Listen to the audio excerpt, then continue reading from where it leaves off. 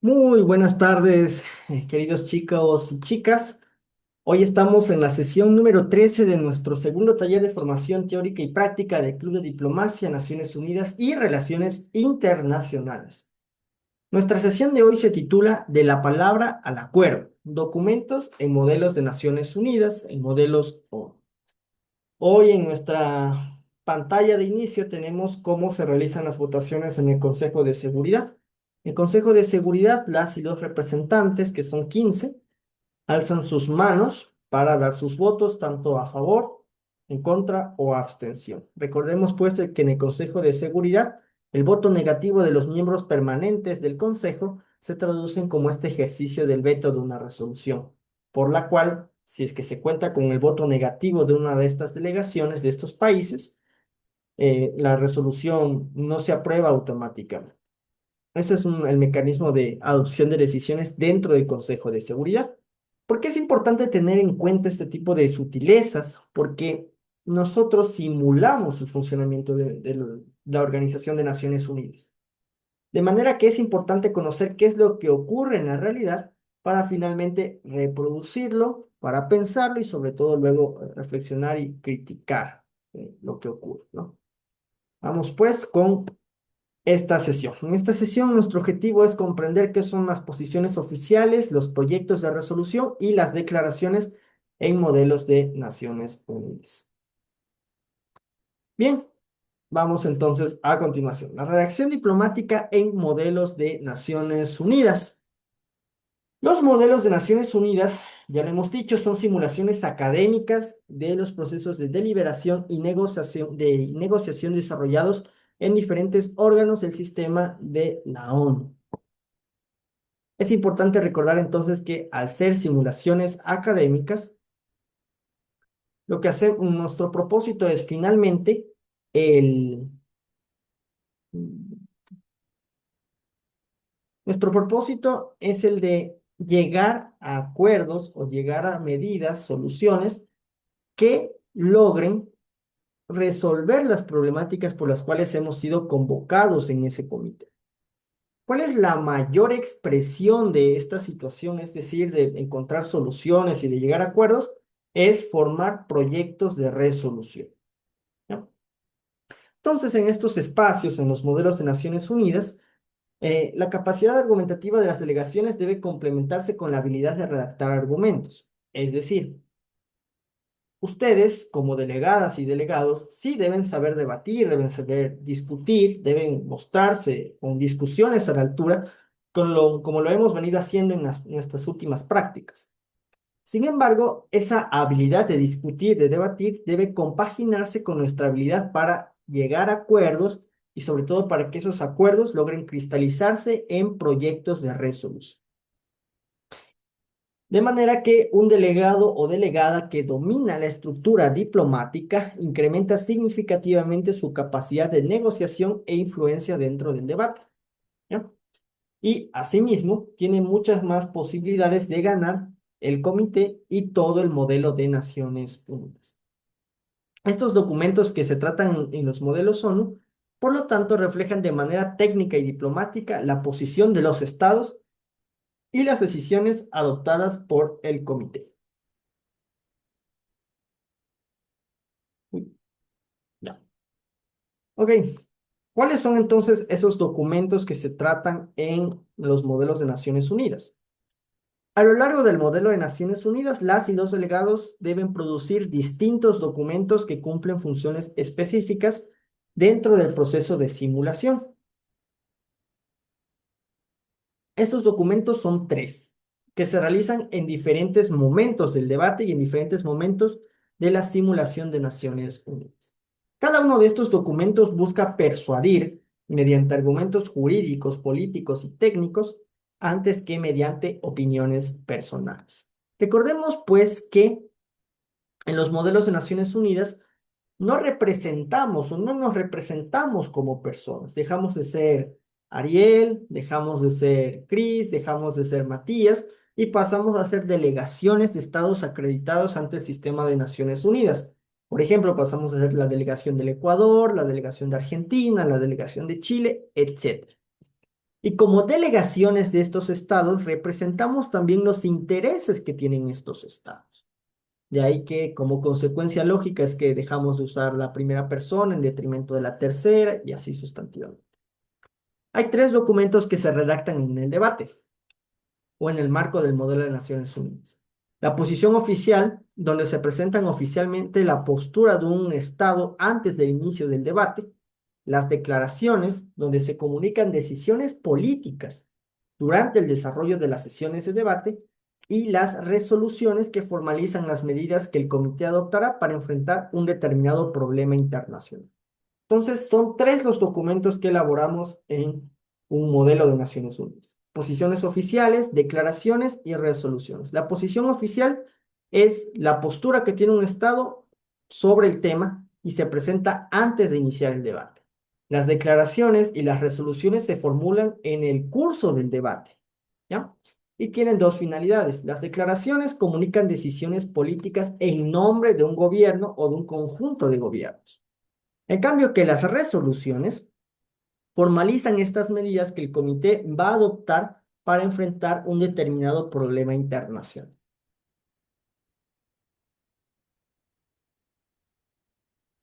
Bien, un momento. No. Ok. Vamos en principio con la posición oficial. ¿Qué parte de la realidad simulamos con la posición oficial? Cada año, puntualmente en septiembre, comienza un nuevo periodo de sesiones de la Asamblea General de Naciones Unidas.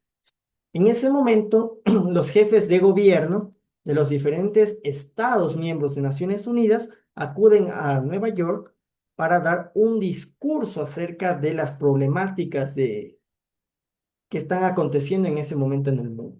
Entonces, cada año en septiembre, en esta conferencia de alto nivel, se realizan estas declaraciones, o más que declaraciones, discursos por parte de jefes de gobierno de todo el mundo.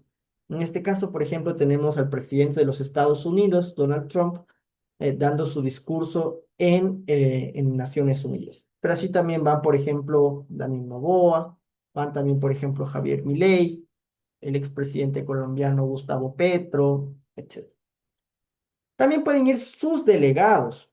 Entonces pueden ir, por ejemplo, en lugar del presidente o presidente de la República o primer ministro o primera ministra, puede ir la o el canciller, puede ir el ministro de Relaciones Exteriores, como corresponda según el país. Entonces, nosotros en un modelo de Naciones Unidas no tenemos o no simulamos el periodo de sesiones o el inicio del periodo de sesiones dentro del modelo de Naciones Unidas. ¿Qué es lo que tenemos entonces? Es la posición oficial. La posición oficial, conocida internacionalmente como Position Paper, es un documento académico. ¿A qué nos referimos con documento académico? Que ya de por sí debe tener un registro formal del lenguaje, debe mostrar explícitamente sus fuentes y en la gran mayoría de modelos del Ecuador necesita o requiere un sistema de citación APA 7, a menos que el comité organizador indique lo contrario. Pero por lo general se opta por el APA 7, mediante el cual cada delegación, es decir, la posición oficial debe entregarla a cada delegación de un comité de Naciones Unidas, presenta, antes del inicio del modelo, la posición de política exterior del Estado que representa respecto de los temas incluidos en la agenda del comité. ¿Cuál es la finalidad entonces de este documento llamado posición oficial? Consiste en demostrar a la mesa que la delegación ha investigado adecuadamente el contexto internacional, que conoce la política exterior del país que representa y posee propuestas coherentes para abordar el problema que van a tratar en el comité. Entonces, recordemos que en cada comité de los modelos de Naciones Unidas se presentan dos temas. Pueden ser hasta tres, puede ser uno, en fin, se presentan una serie de temas.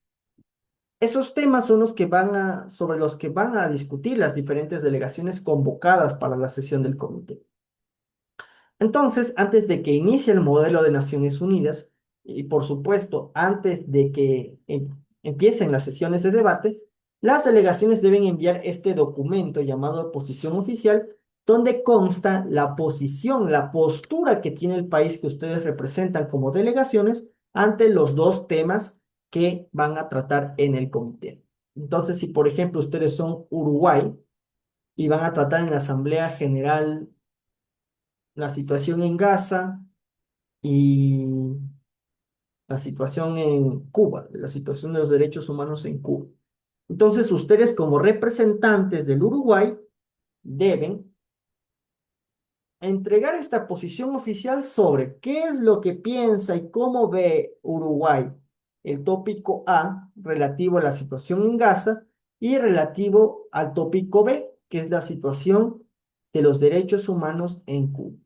Dejan ustedes ya de hablar como sus personas, es decir, ya no son Ariel, ya no son Cristina, ya no son Paul, ya no son Eli, sino que pasan a ser desde ya delegaciones de un país que van a escribir en nombre de o en clave de la política exterior de su país acerca de los dos tópicos por los cuales han sido convocados en el comité. ¿Ya? Esa es la posición oficial, que reitero, se entrega antes de que empiecen los debates en el modelo de Naciones Unidas. Vamos entonces a conocer cuál es la estructura de esta posición oficial. Aquí tenemos en esta tabla las partes las secciones que forman parte de una posición oficial. Están la portada, la carta de presentación, la carta de plenos poderes, los datos generales del país, el desarrollo del tema 1, el desarrollo del tema 2 y las referencias. ¿Qué es la portada? La portada, como toda buena portada de cualquier libro, ¿no? Por ejemplo, no sé, se me ocurre este de acá, ¿verdad? Como la portada de un libro es lo que llama la atención.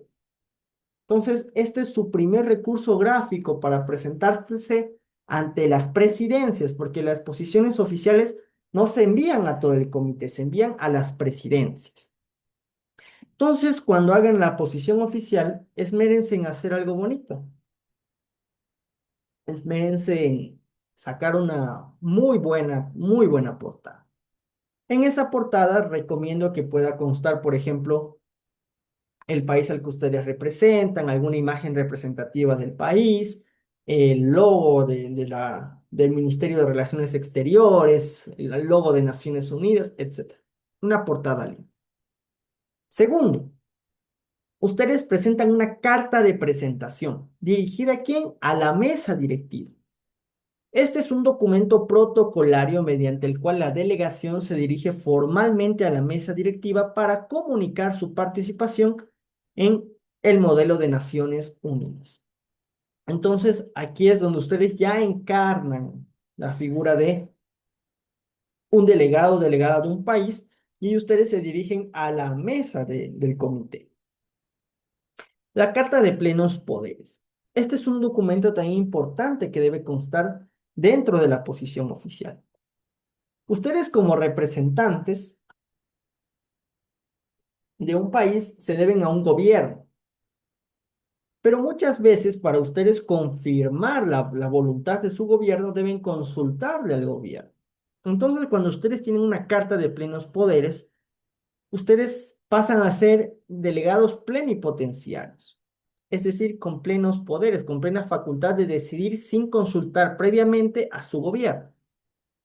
Entonces, mediante la Carta de Plenos Poderes, la autoridad correspondiente, por ejemplo, puede ser el jefe de gobierno o la Cancillería o el Ministerio de Relaciones Exteriores, reconoce que la delegación se encuentra facultada para representar oficialmente al Estado asignado durante toda la simulación. Y por supuesto, esta Carta de Plenos Poderes le da al delegado o delegada una facultad plenipotenciaria. Es decir, que puede comprometer presupuesto del Estado, puede comprometer al gobierno que representa adoptar específicas medidas sobre los temas que se están tratando, etc. ¿Esto para qué? Con la finalidad de exaltarse este paso que ocurre en la realidad de consultar previamente al gobierno que se representa. Luego tenemos los datos generales del país. Entre los aspectos que pueden incluirse dentro de los datos generales del país consta la forma de estado y de gobierno, la ubicación geográfica, la población, los principales indicadores económicos, la organización política, la pertenencia a organizaciones internacionales, los tratados internacionales, etc. Estos datos generales del país suelen ser un copia y pega más o menos de un documento que se encuentra en internet que se llama ficha país. Esta ficha país contiene todos estos datos generales del país. Entonces, en los modelos de Naciones Unidas lo que se hace generalmente es copiar y pegar esta información para de esa manera que se garantice que la o el delegado, conozcan estos datos de su país, ¿verdad? ¿Dónde encontramos entonces esta información? Ustedes pueden agarrar en este momento su teléfono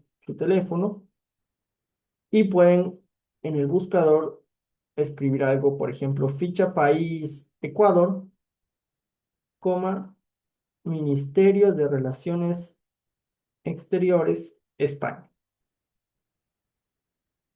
La ficha país que suele emplearse en modelos de Naciones Unidas es la ficha país del Ministerio de Asuntos Exteriores de España. Su información es muy completa. Entonces, yo recomiendo que podamos utilizar la ficha país del Ministerio de Asuntos Exteriores de España y ahí les va a aparecer entonces este documento, que ya lo veremos más adelante cómo luce. Y de esa manera entonces se consta que ustedes conocen esta información preliminar sobre su país. Ahora, los, en cuanto al desarrollo de los temas, cada tema se estructura como un ensayo, un microensayo. Entonces, un buen ensayo, ¿qué estructura tiene? Una introducción, un desarrollo y unas conclusiones. Además que como ensayo, lo que se necesita es que tenga este tinte académico, es decir, que tenga fuentes claramente identificables, que puedan ser comprobables, es decir, excluimos sitios web o fuentes de información de dudosa procedencia, como por ejemplo Rincón del Vago o cosas por el estilo, Wikipedia. o exactamente Wikipedia o blogs, sino que se prefieren especialmente información proveniente del Sistema de Naciones Unidas e información proveniente del Ministerio de Relaciones Exteriores del país al que ustedes representan. Nota al pie de página. Hay gente que se pregunta siempre cuáles son las fuentes fidedignas dentro de un modelo de Naciones Unidas. Y la respuesta es bastante simple. Fuente fidedigna es a toda aquella que proviene del sistema de Naciones Unidas y toda aquella que proviene del gobierno al que ustedes representan. Así, por ejemplo, hay que tomar con tenazas, con mucho cuidado, las fuentes de información que provienen de medios de comunicación. Por ejemplo, France 24, Al Jazeera, la BBC, no sé si me ocurre otro más, Amnistía Internacional, etcétera, ¿ya? Principalmente sus fuentes de información deben ser entonces las que emanan del sistema de Naciones Unidas y las que emanan de sus respectivos gobiernos, de las publicaciones de sus respectivos gobiernos, puesto que esta es una información comprobable y cuyo origen es claramente identificado. Ahora, para desarrollar los temas, lo estructuramos en torno a un microensayo con introducción, desarrollo, conclusiones. La introducción básicamente va a ser la contextualización del problema. Si, por ejemplo, estamos hablando de migración, sería importante comenzar definiendo qué es la migración. De que la migración se diferencia entonces de fenómenos como los apátridas, se diferencia de términos o de eventos como, por ejemplo, las migraciones forzadas, como por ejemplo los desplazamientos, etcétera. Entonces, aquí comenzamos a contextualizar y a conceptualizar el problema. Para el efecto, entonces, nos servimos de estas publicaciones de Naciones Unidas, nos servimos de las fuentes de los países Y si es que cabe el caso y necesitamos una definición, podemos trasladarnos hacia una fuente del derecho internacional. Entonces, por ejemplo, si estamos tratando el tema de genocidio, podemos ir hasta la Convención para la Sanción y Prevención del Delito de Genocidio, agarrar qué es lo que define como genocidio esa convención y situarla dentro de nuestra posición oficial.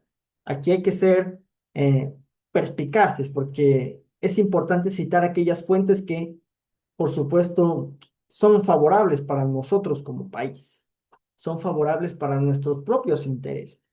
Si, por ejemplo, somos un país que no reconoce, que no ha, sí, que no reconoce la Convención para la Sanción y Prevención del Delito de Genocidio, entonces es mejor no citarla.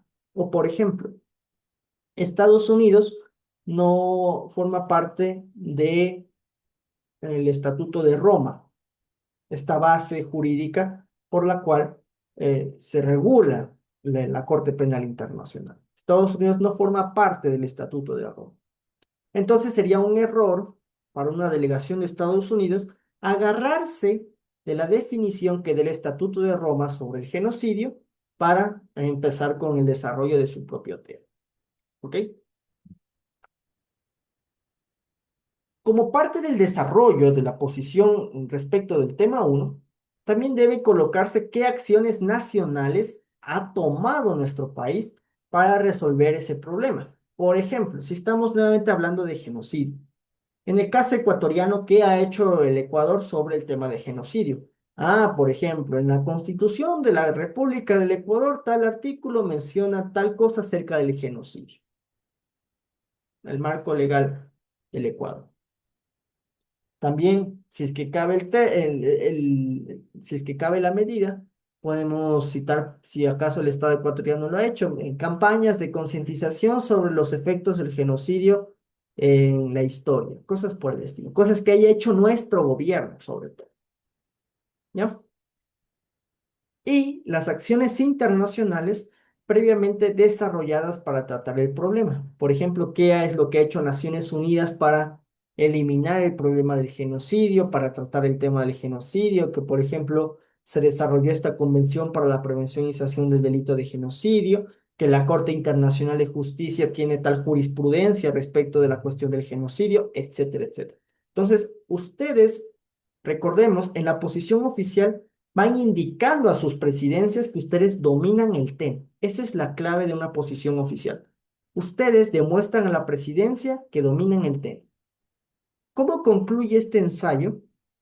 Con las propuestas de la delegación que impulsará en el comité a manera de postura. Entonces, este ensayo, sobre la base de las acciones nacionales e internacionales que se han realizado, llega a la conclusión de que el comité debería hacer tal cosa en el marco de esta agenda, en el marco de este punto de la agenda. Esto mismo sirve para el tema uno como para el tema número 2. Y finalmente están las referencias bibliográficas. Ahí entonces colocan todas sus fuentes de información en APA 7. Ahora bien, la extensión de cada parte de la posición oficial es, varía de modelo en modelo. La portada, bueno, esa tiene una carilla. La carta de presentación también otra carilla. La carta de plenos poderes también otra carilla. Los datos generales del país suele recomendarse que tenga entre dos y tres carillas nada más. Y el desarrollo del tema uno he visto modelos que van de 3 a 5 carillas. Igual que el tema 2 de 3 a 5 carillas. Y las referencias, bueno, todas las carillas que hacía mérito. Pero es importante siempre preguntar a nuestras presidencias o algún representante del comité académico o del comité organizador cómo se va a manejar el tema de las posiciones oficiales. Y o asimismo, si es que se va a solicitar la entrega de posiciones oficiales dentro del modelo, puesto que hay modelos donde no se piden posiciones oficiales, otros donde sí. Hay modelos donde forma parte de la nota y otros donde no forma parte de la nota, porque la posición oficial es un premio aparte. Ya depende de cada modalidad que se adopte en cada modelo de Naciones Unidas. Vale notar que esta es una posición oficial para el comité. En los modelos de Naciones Unidas también se pide una posición oficial para el tema de Corte Internacional de Justicia. Sin embargo, una vez que veamos cómo se simula la Corte Internacional de Justicia en los modelos ONU, podremos entonces ver cómo se realiza una posición oficial para este comité. ¿Ya? Reitero que en caso de que exista alguna duda, o alguna solicitud para ir de pronto más despacio, pueden hacerla alzando la mano virtual. Vamos entonces a cuáles son los objetivos de una posición oficial para repasarlos rápidamente. Primero, permite que la mesa directiva evalúe el nivel de preparación de cada delegación antes del inicio del comité. Entonces, nosotros como presidencias leemos la posición oficial y ya sabemos cuál es el dominio que tienen las delegaciones sobre los temas. Y asimismo nos permiten identificar cuándo alguna delegación de pronto está haciendo trampa, porque existen delegaciones que presentan muy buenas posiciones oficiales y sin embargo son muy malas en el debate. Entonces nos preguntamos qué es lo que está sucediendo. O bien mandó a hacer la posición oficial o no la hizo él, o qué es lo que ocurre. Cuando existe esta disonancia entre lo presentado en la posición oficial y en el debate, a nosotros como presidencias nos levanta suspicacias. Así que hay que tener cuidado. Dos, facilita que los demás participantes comprendan cuáles son los intereses estratégicos del Estado representado y anticipen posibles alianzas durante la negociación. Vimos entonces que la posición oficial es una constatación de que nosotros hemos estudiado y analizado los temas antes del inicio de la sesión. Por lo tanto, cuando estamos en nuestra investigación, ya podemos identificar cuáles son nuestros países aliados, cuáles son nuestros países adversarios, etcétera. ¿Por qué? Debido a la compaginación de nuestros intereses como estados. Entonces, de esa manera ya podemos identificar con qué bloques podríamos trabajar ya en el curso de las sesiones de debate. Y finalmente, la posición oficial constituye una herramienta de planificación para la propia delegación, puesto que servirá de fundamento para discursos y manejo político. Entonces, para identificar alianzas, ustedes ya tienen esta investigación previa, ya saben cómo se está manejando este tema o cómo se están manejando los temas en la realidad, de manera que ustedes pueden acertar mucho más en la interpretación de la política exterior de su país. Y por otra parte, también esta posición oficial les sirve para redactar su discurso de apertura en la lista de oradores. También les sirve ¿para qué? Para redactar declaraciones, que es lo que veremos a continuación. Conclusión entonces de esta lámina, hay que hacer la posición oficial de manera consciente, a conciencia, porque a veces creemos que la posición oficial es un documento cualquiera. Sin embargo, la posición oficial nos ayuda muchísimo para comprender de mejor manera los temas en un modelo y sobre todo para participar en ellos adecuadamente.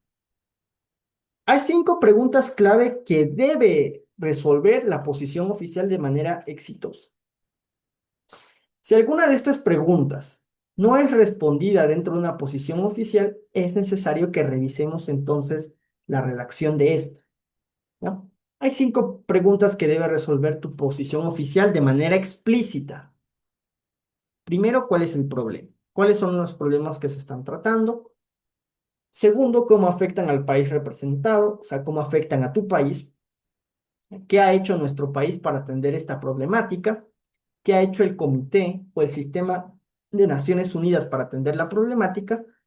Y finalmente, ¿qué soluciones planteamos en el comité? ¿Ya? Estas 5 preguntas deben estar respondidas en tu posición oficial. Si no las responden, revisa tu posición oficial y verifica en qué estás fallando.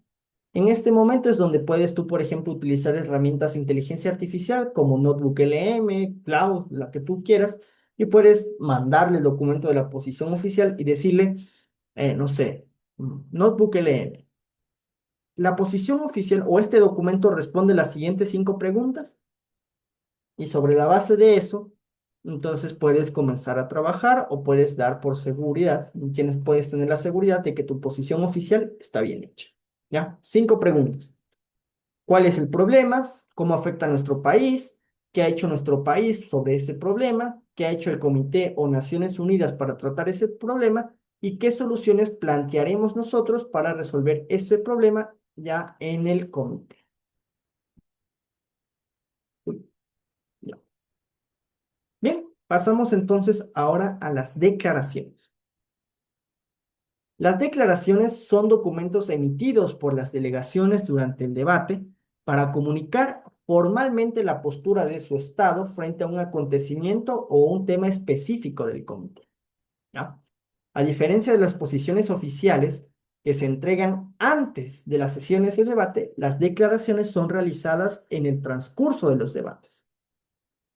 Las declaraciones pueden ser presentadas por cualquier delegación y deben ser coherentes con la política exterior del Estado que representa. Es decir, tú puedes sacar una declaración como México, pero tienes que tener en cuenta cuál es la política exterior de México para realizar esa declaración. Por ejemplo, sería un poco extraño que en el orden de las cosas, cómo está la situación de las relaciones diplomáticas entre Ecuador y México, de pronto se haga una declaración bilateral Ecuador-México diciendo que van a cooperar comercialmente. Sería extraño eso. Por eso es importante conocer cuál es la política exterior de nuestro país. De esa manera, nuestras declaraciones son coherentes con esa política exterior y por lo tanto sumamos puntos hacia nuestra calificación final en el modelo de Naciones Unidas. Antes de ser leídas ante el comité, porque las declaraciones no son, son leídas dentro del comité. Entonces ustedes presentan una declaración, la presidencia les aprueba, dice sí, está muy bien en la forma, entonces les llaman hacia el podio y ustedes leen su declaración. Por lo tanto, las declaraciones también son instrumentos estratégicos porque les dan luz, les dan preponderancia en el debate, ¿ya? De esa manera, entonces, ustedes llegan a ser más sexys, digan así, en el debate. Ustedes se muestran como preponderantes en la discusión. Hacen un golpe en la mesa, ¿ya? Entonces, ustedes cuando redactan una declaración, antes de leerla deben hacerla revisar por la mesa. La mesa les va a dar sus observaciones, especialmente de forma, y entonces de esa manera, una vez que ya esté revisada y bien pulida, podrán ustedes leerla. Hay 3 tipos de declaración. La declaración unilateral, la declaración multilateral y la declaración por todo el comité. ¿Ya? La declaración unilateral es por un solo Estado, ¿verdad? La declaración multilateral es por 2 o más estados. Por ejemplo, 2, 3, 4, 5 estados. Y finalmente está la declaración por el comité. La declaración por el comité, en cambio, se realiza por todos los miembros del comité. Todos los miembros del comité están de acuerdo en qué. Están de acuerdo en lo que van a decir. Son muy escasas las declaraciones por el comité. Sin embargo, quien logra hacer una declaración por el comité, a mi juicio, ya ganó el comité. Porque deben conciliar, deben acordar, deben negociar entre todas las delegaciones para ponerse de acuerdo en algo. Y eso suele ser complejo. Por lo tanto, quien logra hacer una declaración por todo el comité, en mi juicio, ha ganado ya el comité. Bueno, entre otras cosas que debería completar, pero tiene muchas posibilidades de ganar un comité. La declaración unilateral entonces sirve para mostrar ante el comité qué es lo que mi gobierno va a hacer sobre el problema que estamos tratando y sobre la base de lo que mi propio gobierno está facultado de hacer. Es decir, las resoluciones, y lo veremos más adelante, versan acerca de la posición o de las medidas que va a adoptar el comité. La declaración unilateral, en cambio, solo representa a mi gobierno. Yo hablo entonces, si soy el Ecuador, en nombre del gobierno de Daniel Noboa. Si soy México, estoy hablando en el nombre del gobierno de Claudia Sheinbaum. La declaración multilateral, que es de dos, tres, cuatro, cinco delegaciones, habla en cambio en nombre de todos esos gobiernos. Si, por ejemplo, hay una declaración bilateral entre Rusia y China, entonces esa declaración habla por los gobiernos de Rusia y de China, ¿ya? Por lo tanto, Rusia y China deben compaginar en su política exterior. Por eso es importante que las declaraciones multilaterales las podamos realizar, especialmente con aquellas delegaciones o aquellos países con los que tenemos afinidad en nuestra política exterior. Si no, reitero, podríamos incurrir en una violación a nuestra política exterior y podría dar a notar a nuestra presidencia que no hemos comprendido del todo nuestra política exterior como está. ¿Ya? ¿Cuáles son los objetivos de la declaración? Aquí hay que corregirle nomás en la diapositiva. Son los objetivos de una declaración. Ah, ah, ah,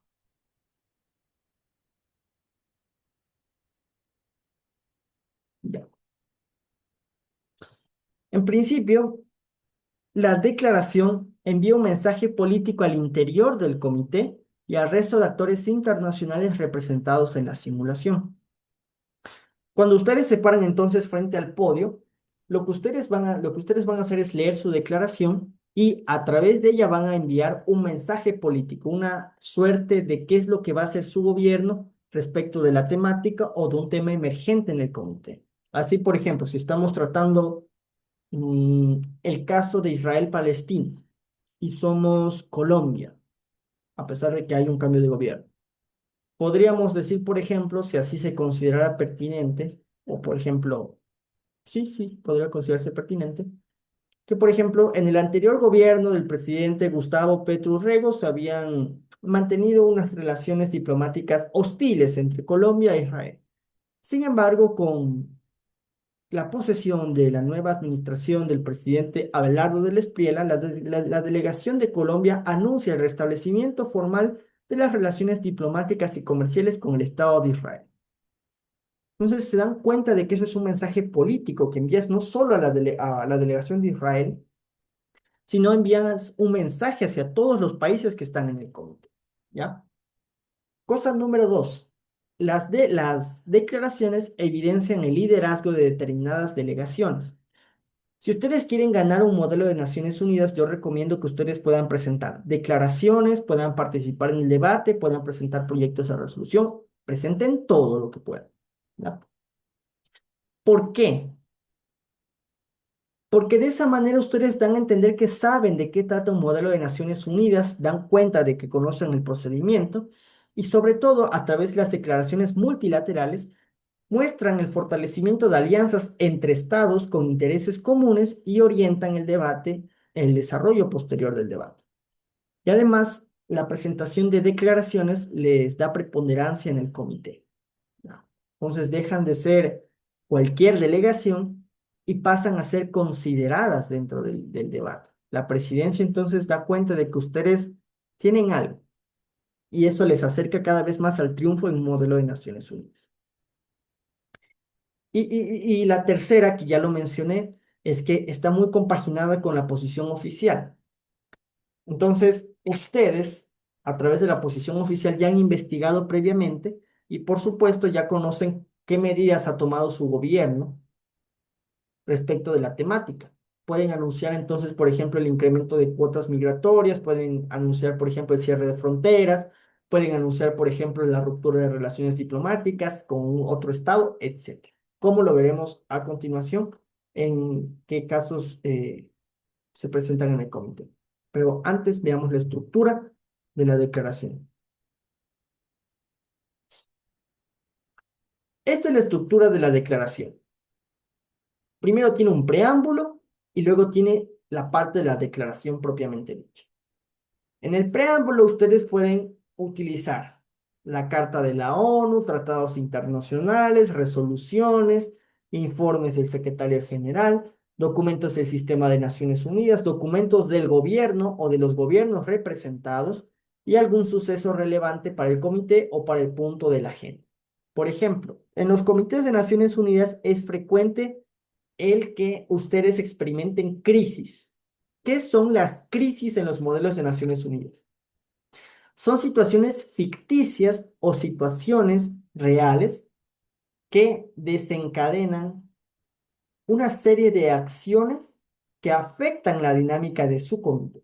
Entonces, por ejemplo, si ustedes están tratando en Asamblea General de Naciones Unidas medidas para mitigar el efecto del cambio climático a nivel internacional y de pronto llega una crisis anunciada por la presidencia o anunciada por el comité organizador, ustedes suspenden provisionalmente el tema que están tratando y se dedican a resolver la crisis.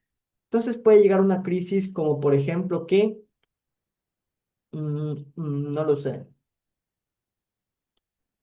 el primer ministro del Estado de Israel, Benjamin Netanyahu, anunció que va a implementar una medida gubernamental a fin de erradicar cualquier amenaza palestina, cosas, cuestiones por el estilo.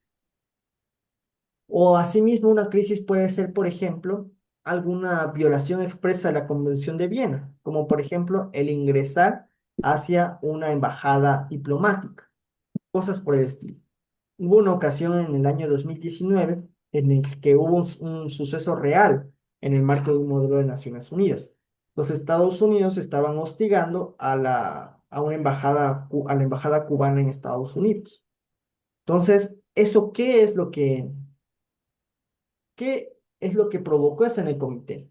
Uno, que era un suceso real. Dos, que como en el comité había Estados Unidos y Cuba, los dos se estaban enterando de lo que estaba pasando y de inmediato tenían que pensar cómo podía reaccionar el país que estaban representando. ¿Ya? Entonces, en ese caso, Estados Unidos siguió la línea discursiva de ese momento y dijo, es que la delegación de Cuba o Cuba tiene serias acusaciones de que está implicada en casos de terrorismo internacional, de que está vulnerando la soberanía estadounidense, bla, bla, bla. Y en cambio, Cuba, ¿cuál fue la posición que adoptó? Cuba adoptó la posición de que el hostigamiento podría desencadenar en una flagrante violación de la Convención de Viena sobre relaciones diplomáticas, acerca de especialmente la inviolabilidad de los domicilios o de los recintos donde se ubican las delegaciones, es decir, las embajadas diplomáticas. ¿Ya? Reitero, entonces, estas crisis son situaciones ficticias o pueden ser situaciones reales presentadas por el comité organizador o por la mesa directiva. ¿Alguien tiene arriba la mano? Sí, como el caso que está sucediendo en Ceuta, en España. Exactamente, ese es un muy buen ejemplo. Si, por ejemplo, eh, esta semana hubiésemos tenido un modelo de Naciones Unidas, es muy posible que la crisis de ese comité o de ese modelo de Naciones Unidas fuese lo que pasó en Ceuta, es decir, el ingreso de miles de habitantes marroquíes hacia esta ciudad autónoma española. ¿Qué implicaciones tiene esto entonces en el contexto internacional? Ahora comprenden entonces por qué hacíamos estos ejercicios de pensar rápidamente argumentos, porque de eso se trata en un modelo de Naciones Unidas. Deben tener la perspicacia suficiente para pensar como diplomáticos y entonces decir, ok, como representante de tal país, creo que, que un embajador de mi país haría esto, diría esto sobre el problema que en este momento acaba de surgir. En las crisis especialmente es donde vemos de qué están hechos las y los delegados. Ustedes deben tener perspicacia, deben saber cómo resolver la crisis, deben saber cómo pronunciarse y todo esto de forma coherente con su política exterior.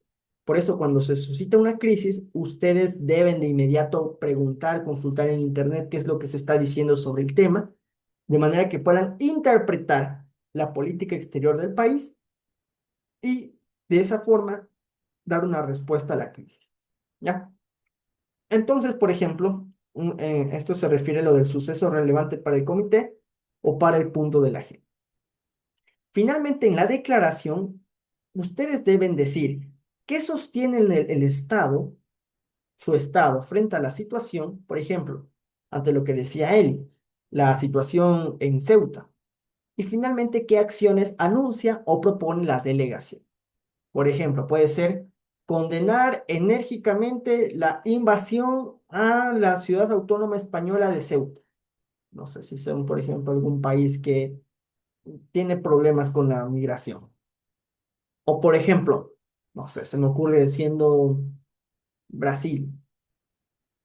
Exhortar al Reino de España a implementar medidas eficaces que garanticen el cumplimiento de los derechos humanos de la ciudad, de los habitantes marroquíes que se han desplazado hacia la ciudad autónoma española de Ceuta, respetando los protocolos provistos en la Declaración Universal de los Derechos Humanos y en el Estatuto de los Refugiados de 1951, me parece. Cosas por el estilo, ¿ya?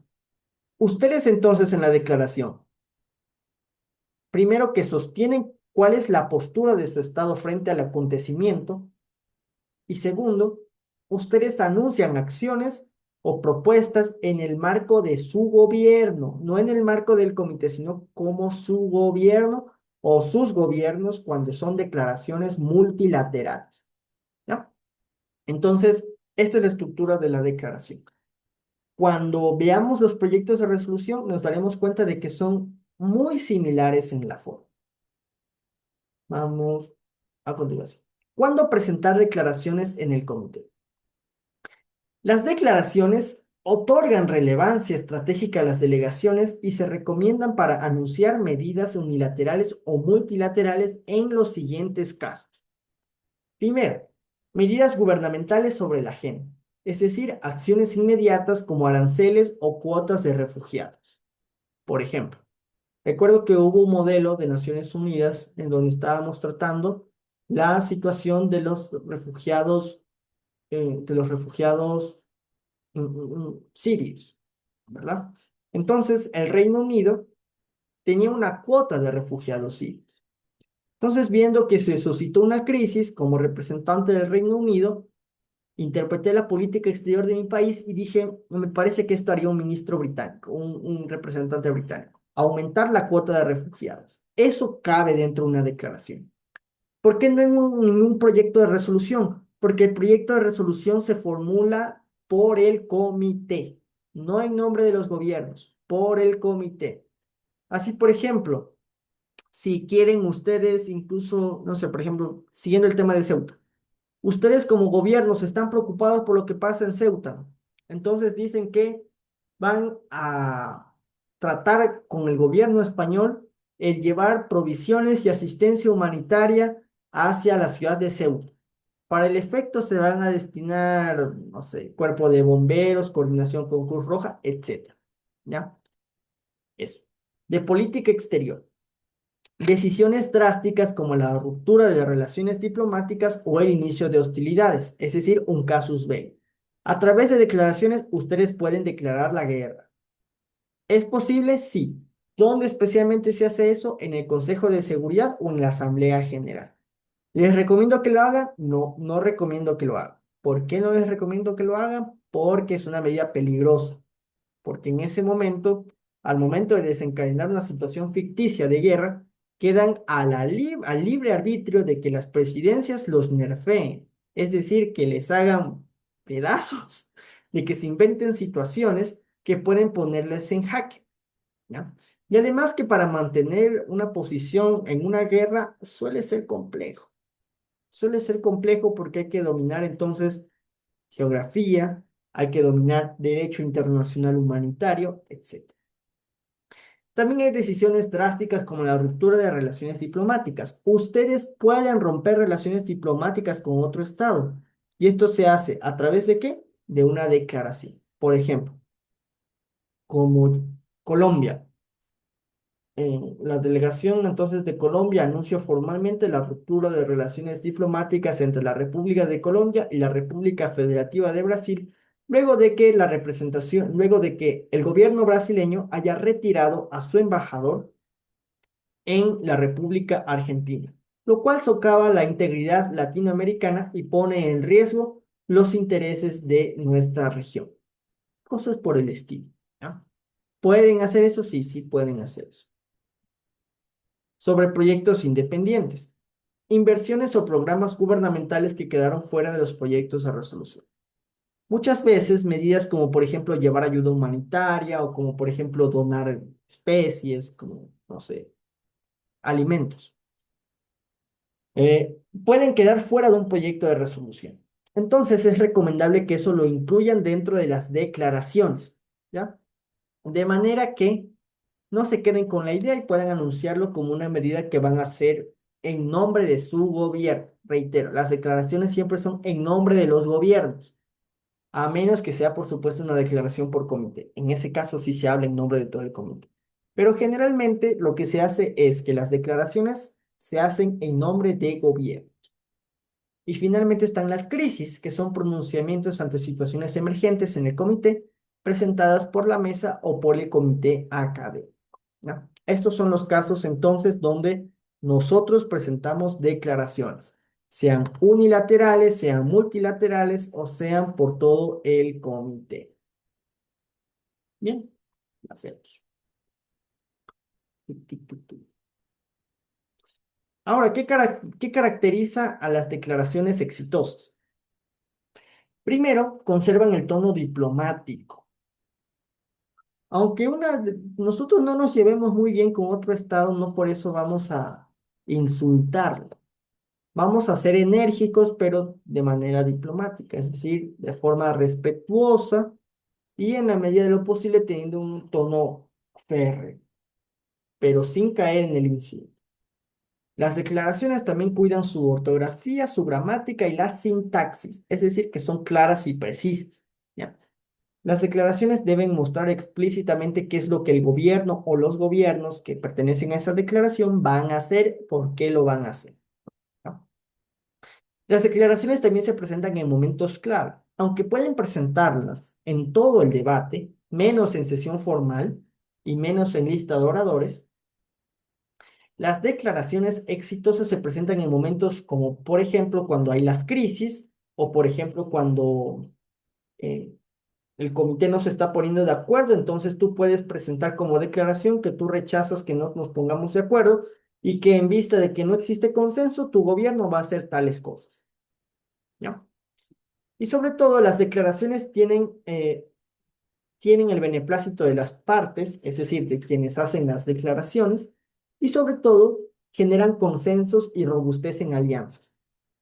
Son comunes entonces las declaraciones, por ejemplo, entre Rusia y China, entre Estados Unidos, Reino Unido y Francia, entre países de la Unión Europea, entre países afines de América Latina, hoy por hoy, por ejemplo, Brasil y Argentina, perdón, Argentina y Colombia, o Argentina y Chile, etcétera.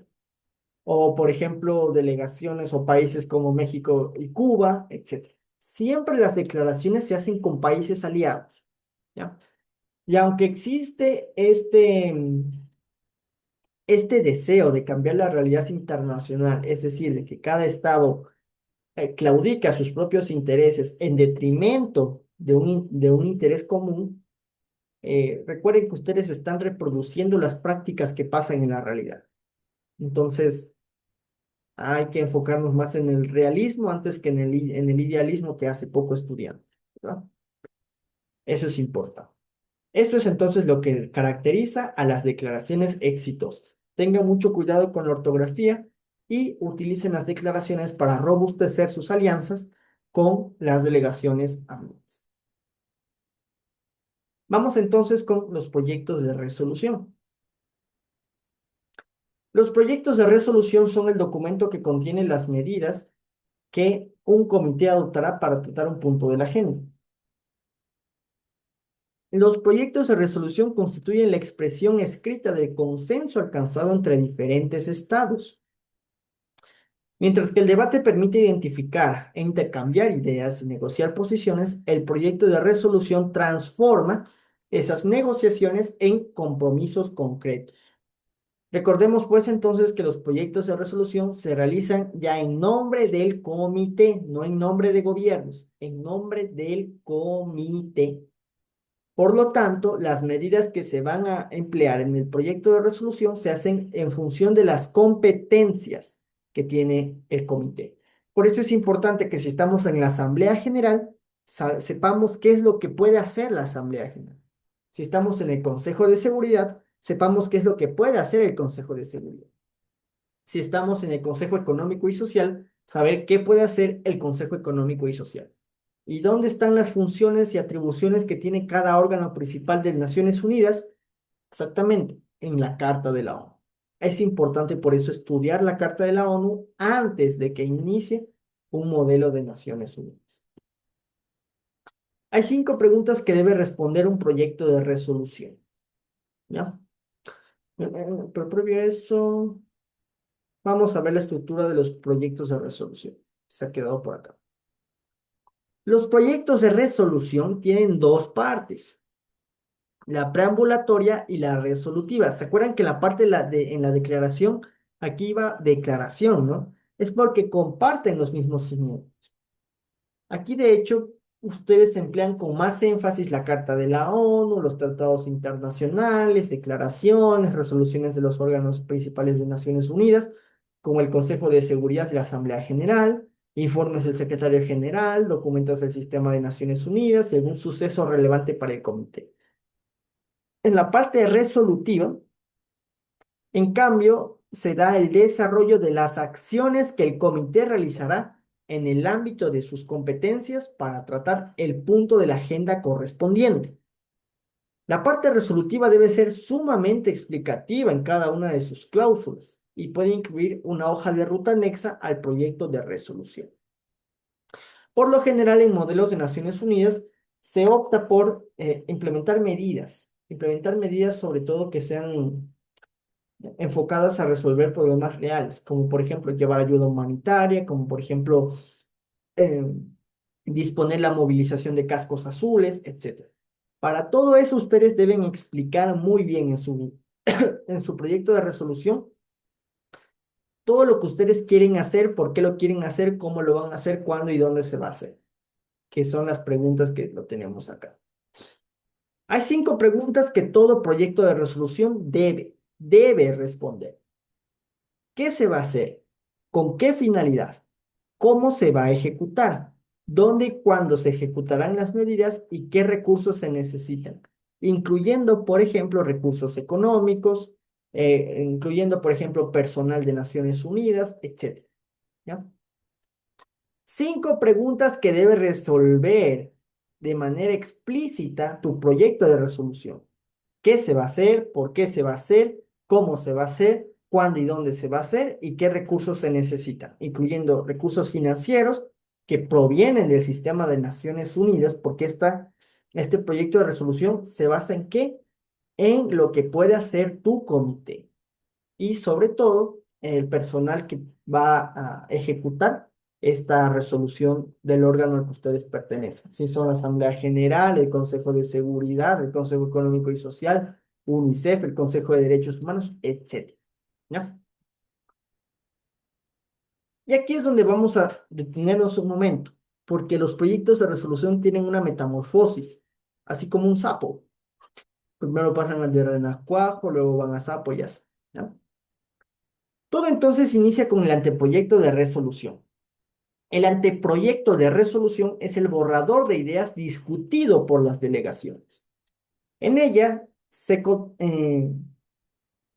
en él se contemplan las medidas que el comité adoptará para resolver la problemática.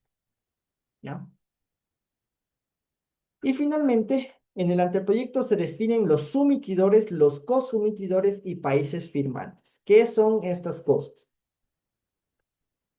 Los sumitidores se los considera como los líderes o el líder del proyecto de resolución, el que representa o la que representa el proyecto de resolución. ¿Ya?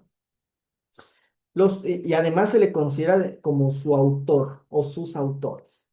Los cosumitidores, en cambio, son las delegaciones que han colaborado con la redacción del proyecto de resolución. Y finalmente, los países firmantes son aquellos países que respaldan el contenido de esa resolución. existe un mito en los modelos ONU de que quien presenta un anteproyecto de resolución gana un modelo.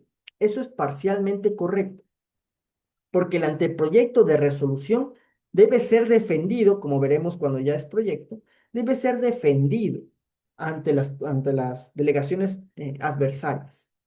Por lo tanto, alguien puede redactar el proyecto de resolución, pero no hablar sobre el proyecto. Y alguien puede, en cambio, ser consumidor del proyecto y defenderlo, y los puntos se van a ir a él. ¿Por qué? Porque recordemos que en el modelo ONU importa mucho la participación. ¿Sí? Es importante recordar eso.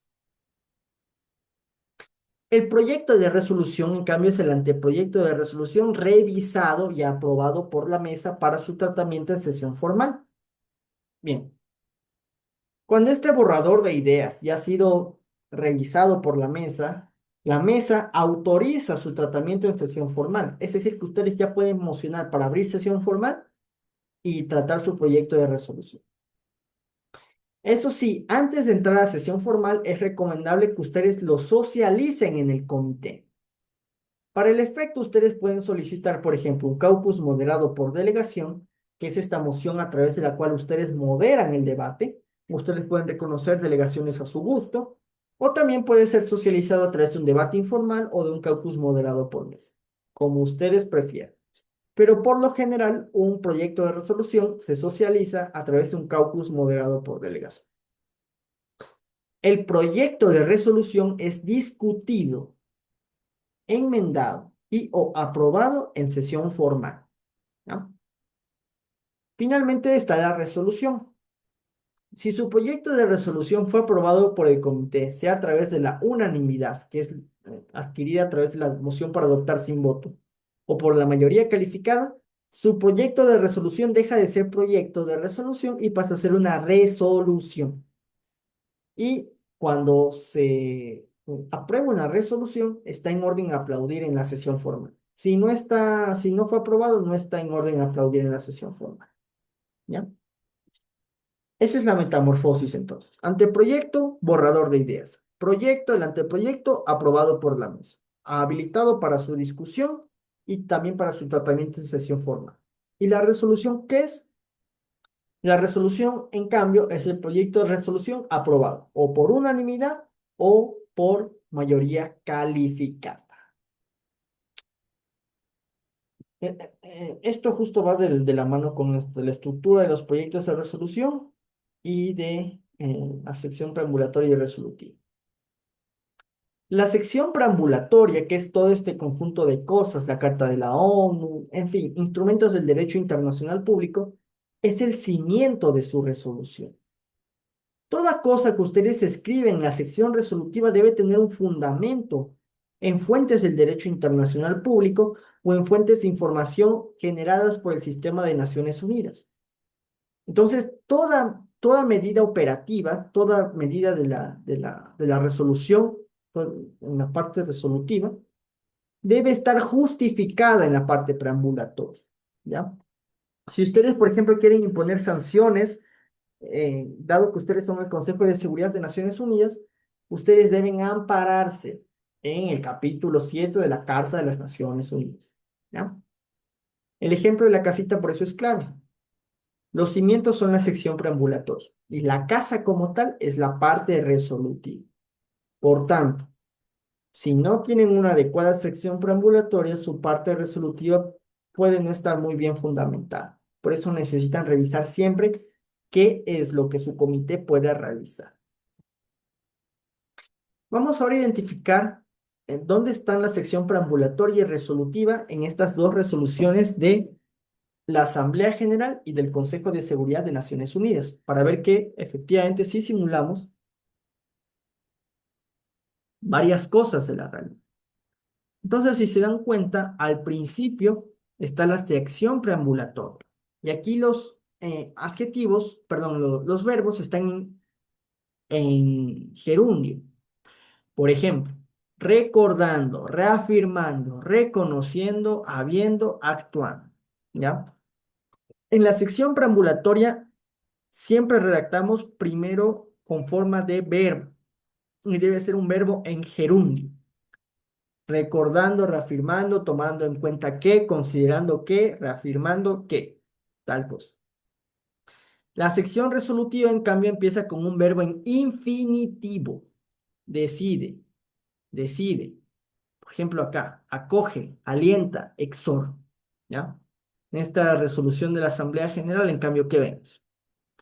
Observando, reconociendo, verbos en gerundio, tomando nota, afirmando, convencida, afirmando. Luego la sección resolutiva con verbos en infinitivo. Acoge, alienta, exhorta. ¿Ya?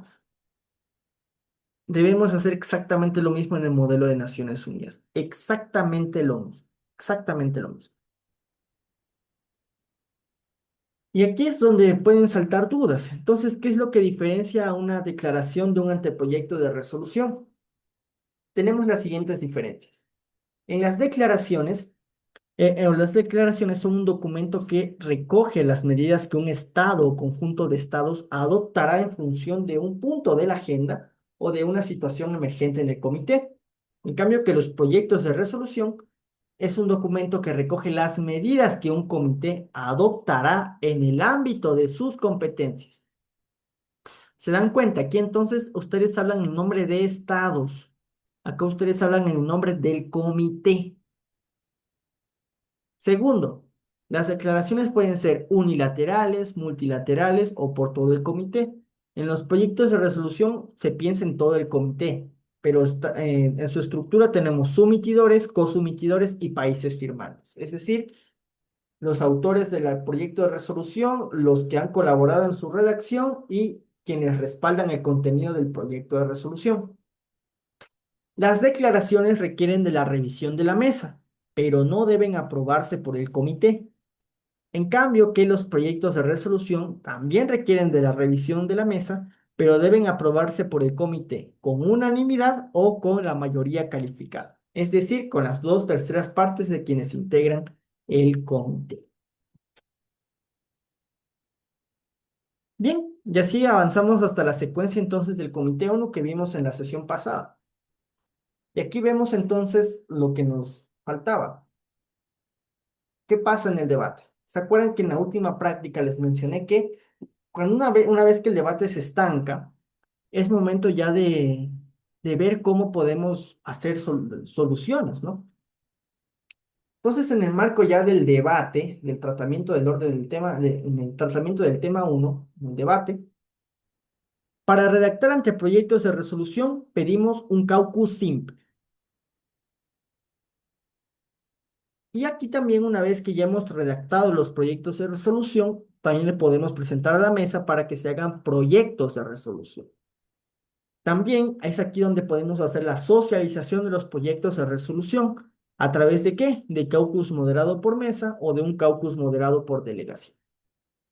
También en el marco del debate, ustedes redactan, presentan y exponen sus declaraciones. Cuando quieran hacer ustedes declaraciones, entonces las presentan a la mesa y la mesa les dirá cuándo ustedes pueden leerlas. Luego tenemos la sesión formal. Para el tratamiento de los proyectos de resolución, ¿qué moción empleamos? La moción para iniciar sesión formal. Luego de esta moción viene la moción para adoptar sin voto que requiere de unanimidad. Es decir, todas las delegaciones están de acuerdo con el contenido del proyecto de resolución.